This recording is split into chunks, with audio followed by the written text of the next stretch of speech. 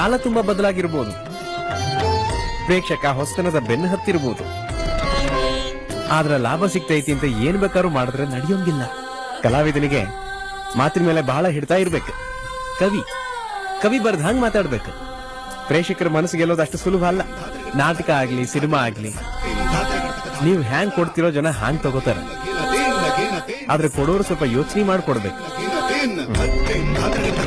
ನಮ್ಮ ಮಣ್ಣಿನ ಗುಣಧರ್ಮ, ನಮ್ಮ ನಾಡಿನ ಸಂಸ್ಕೃತಿ ಎಲ್ಲ ಮರೆತ್ರೆ ಹ್ಯಾಂಗಪ್ಪ? ಕನ್ನಡ ನಾಡಿನ ಮಕ್ಕಳು ನಾವು ಎಂದೂ ದಾರಿ ತಪ್ಪು ನಡ್ಕೋಬಾರ್ದು.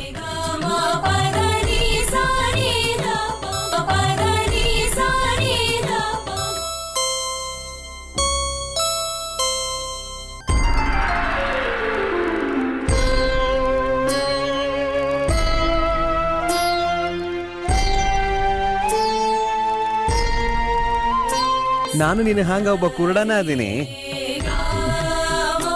ಎತ್ತಾಗ ಹೊಳ್ಳಾಡಿ ಹ್ಯಾಂಗ್ ತಿಪ್ಪರ್ಲಾಗ ಹೊಡೆದ್ರು ಏನೂ ಕಾಣಂಗಿಲ್ಲ. ಕತ್ತಲದಾಗ ಕತ್ತಲಾದವ್ರು ನಾವು. ಕುರುಡು ಮಗು ಹುಟ್ಟೈತಿ ಅಂತ ತಂದೆ ತಾಯಿಗೆ ಸಾಯಿಸೋಕಾಗಂಗಿಲ್ಲ. ಆ ತಾಯಿ ಸರಸ್ವತಿ ಈ ಸಂಗೀತ ಲೋಕನ ನಮ್ಗ ಕೊಟ್ಟಾಳ. ಈ ಲೋಕದೊಳಗ ನಾವು ಸಾಧನೆ ಮಾಡ್ಬೇಕು. ನಮ್ಮ ಎಲ್ಲ ಆಶಯಗಳನ್ನ ನಾವು ಈಡೇರಿಸ್ಕೋಬೇಕು. ಸಹನೆ ಬೇಕು ಸಾಧಕನಿಗೆ.